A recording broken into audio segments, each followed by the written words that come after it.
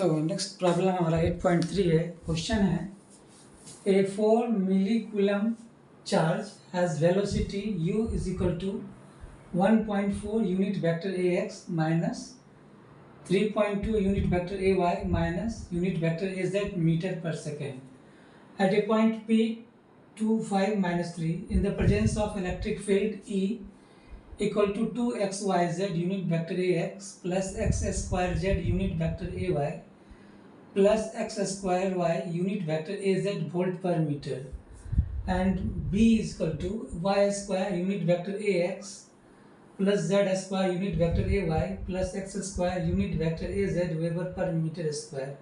Find the force on the charge at p. Okay. तो यहाँ इस क्वेश्चंस में क्या दे दिया है, एक चार्ज है जिसका वेलोसिटी दे दिया हुआ किसी पर्टिकुलर पॉइंट P पे, ओके, और जो वहाँ पे इलेक्ट्रिक फील्ड और मैग्नेटिक फील्ड जो है वो उसका एक अलजेब्रिक एक्सप्रेशन दे दिया हुआ है। तो हमें करना क्या है कि उस चार्ज पे जो है इस इलेक्ट्रिक फील्ड और मैग्नेटिक फील्ड के कारण क्या करना है, हमें उस पर फोर्स निकालना है, ठीक है ना। तो हमें ये कैलकुलेट करना पड़ेगा कि उस पॉइंट पे कितना इलेक्ट्रिक फील्ड है और कितना मैग्नेटिक फील्ड है। क्लियर? तो चलिए कैसे बनाएंगे इसको। तो जो गिवन है Q कितना दे दिया, 4 मिली कूलम, मतलब 4 इंटू 10 का पावर माइनस 3 कूलम। वेलोसिटी जो दे दिया है 1.4 यूनिट वेक्टर ए एक्स माइनस 3.2 यूनिट वेक्टर ए वाई माइनस यूनिट वेक्टर ए जेड मीटर पर सेकेंड एट पॉइंट P पे दे दिया है। अब इस पॉइंट P पे इलेक्ट्रिक फील्ड क्या होगा, इलेक्ट्रिक फील्ड कितना दे दिया है 2xyz यूनिट वेक्टर ए x plus x square z unit vector ए Y plus x square y unit vector ए जेड।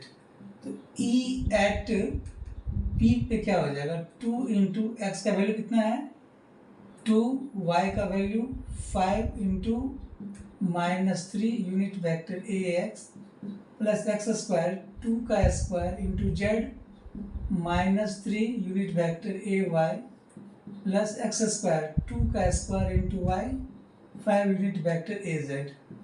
तो इसको जो सॉल्व करेंगे आप तो कितना आ जाएगा, ये माइनस 60 यूनिट वेक्टर ए एक्स माइनस 12 यूनिट वेक्टर ए वाई प्लस 20 यूनिट वेक्टर ए जेड। तो इलेक्ट्रिक फील्ड एट P हमें ये निकल गया, ओके। उसी तरह हम क्या करेंगे, मैग्नेटिक फील्ड निकालना पड़ेगा। तो जो मैग्नेटिक फील्ड जो है इसका क्या है, y स्क्वायर यूनिट वेक्टर ए x plus Z square unit vector ए Y plus x square unit vector ए जेड। तो magnetic flux density at P क्या होगा, वाई स्क्वायर कितना हो जाएगा, 5 का स्क्वायर यूनिट वेक्टर ए x plus Z square minus 3 का square unit vector ए Y plus x square 2 का square into unit vector ए Z.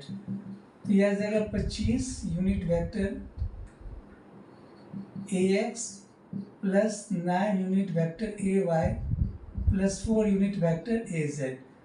तो ये B एट P हमें ये निकल गया, ओके। तो जो चार्ज था उसका किसी पर्टिकुलर पॉइंट पे वेलोसिटी दिया था और उस पर्टिकुलर पॉइंट पे इलेक्ट्रिक फील्ड कितना है, मैग्नेटिक फील्ड कितना, ये हमने फाइंड कर लिया है। तो आप जानते हो फोर्स क्या होता है, फोर्स इज इक्वल टू होता है कि कोई मूविंग चार्ज अगर किसी इलेक्ट्रिक फील्ड और मैग्नेटिक फील्ड में जाता है तो उसमें जो फोर्स लगता है क्या होता है, ये एक इलेक्ट्रिक फोर्स और एक मैग्नेटिक फोर्स। इसका फॉर्मूला क्या होता है, Q into E plus u cross B, okay. तो सबसे पहले हमें करना क्या पड़ेगा कि ये जो U क्रॉस B है वो निकालना पड़ेगा। तो U क्रॉस B क्या हो जाएगा, ए एक्स ए वाई ए जेड, U कितना दे दिया है यहाँ पे 1.4, B माइनस 3.2 माइनस 1 और B का जो है इस पॉइंट पे 25 9 4, ओके। तो इसको सॉल्व जो करेंगे आप तो कैसे, मैं इसको यहाँ लिख देता हूँ U क्रॉस बी को क्या हो जाएगा, यूनिट वेक्टर ए एक्स, इस पॉइंट को लेंगे तो ये 4 into -3.2 -1 into 9 minus unit vector ए वाई, इस पॉइंट को हटाएंगे तो क्या आ जाएगा 1.4 इंटू 4 -25 इंटू -1,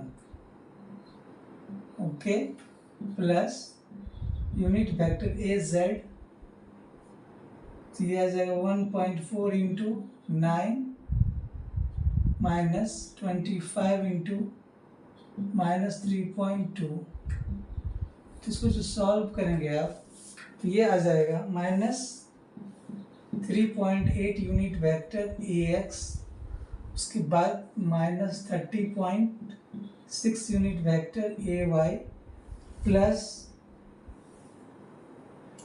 92.6 यूनिट वेक्टर ए जेड। इसको जो सॉल्व करेंगे आप तो यू क्रॉस बी निकल गया है।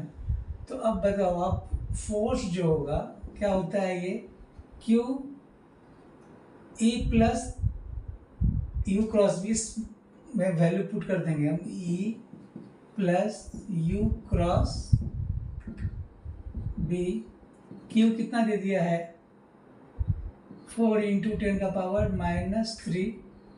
इलेक्ट्रिक फील्ड कितना आया है, -60 A X -12 unit vector A Y plus 20 unit vector A Z, plus u cross B कितना निकला, -3.8 यूनिट वेक्टर ए एक्स -30.6 यूनिट वेक्टर ए वाई प्लस 92.6 यूनिट वेक्टर ए जेड। जब इसको सॉल्व करेंगे आप ये आ जाएगा, कितना आ जाएगा ये,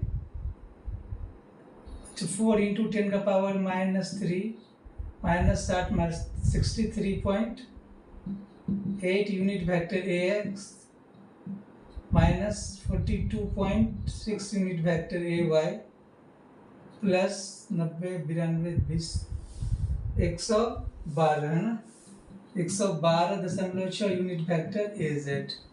तो जब इसको मल्टीप्लाई करेंगे तो यह आ जाएगा -255.2 यूनिट वेक्टर ए एक्स -170.4 यूनिट वेक्टर ए वाई प्लस 450 यूनिट वेक्टर 4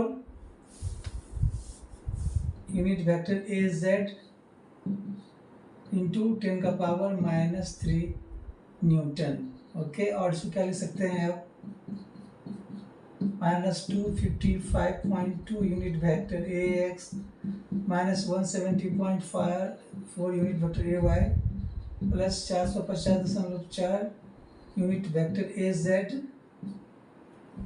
मिली न्यूटन, ओके। तो यही इसका आंसर है ना।